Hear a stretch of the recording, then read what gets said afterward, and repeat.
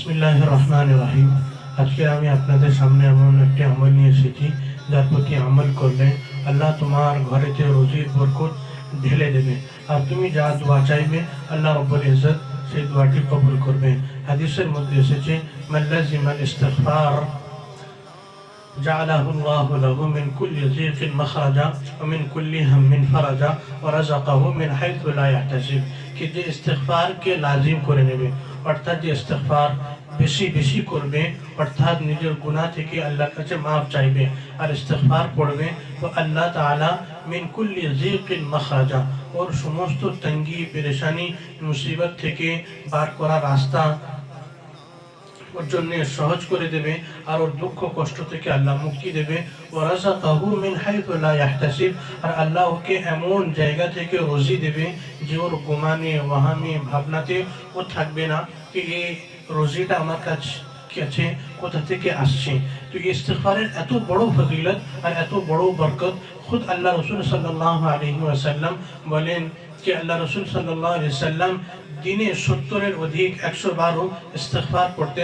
अल्लाह रसूल बोलें, इन्नी ला अस्तगफिरुल्लाह फिल यौमी 70 मर्रा, अक्सर मिन 70 मर्रा। बुखारी शरीफের রিওয়ায়াতের মধ্যে এসেছে कि আমি দিনে 70 অধিক ইস্তিগফার করি। আর হযরত আলী রাদিয়াল্লাহু তাআলা আনহু বলেন कि আল্লাহর আযাব থেকে মুক্তি পাওয়ার জন্য দুইটি নিরাপত্তার রাস্তা আছে। যে দুইটি নিরাপত্তার রাস্তার মধ্যে একটি নিরাপত্তার রাস্তা ওটা আল্লাহ তুলে নিয়েছে, ওটা হচ্ছে আল্লাহ রসুলের জাত, ওটা হচ্ছে আল্লাহ রসুল। আল্লাহ রসুল সাল্লাল্লাহু আলাইহি সাল্লাম দুনিয়ার মধ্যে যতক্ষণ পর্যন্ত ছিল আল্লাহ কোনো আযাব পাঠায়নি। যেমন মক্কার লোকেরা কাফেরেরা আল্লাহ রসুলকে বলেন कि আপনি যদি নবী হয়ে থাকেন, অন্য পয়গম্বরের উম্মতেরা ওরা আল্লাহ নাফরমানি করেছে, নবীর নাফরমানি করেছে, তো ওদের প্রতি আল্লাহর আযাব এসেছে, পাথরের বৃষ্টি অবতীর্ণ হয়েছে আর আল্লাহর আযাব এসেছে।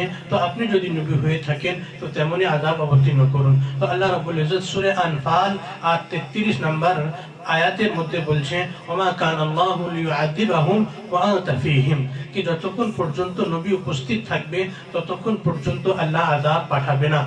তো হযরত আলী আর হযরত ইবনে আব্বাস রাদিয়াল্লাহু তাআলা আনহুম বলেন, তো আল্লাহ রসুলের জাত তো নেই, আর একটি নিরাপত্তার রাস্তা ওটা বাকি রয়ে গেছে, ওটা হচ্ছে ইস্তিগফার।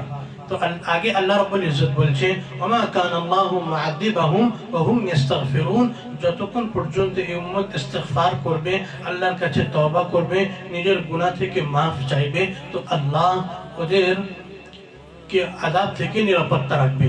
তো ইস্তিগফারের এত আহমিয়ত আর এত দাম कि আল্লাহর তরফ থেকে যদি আযাব আসে তো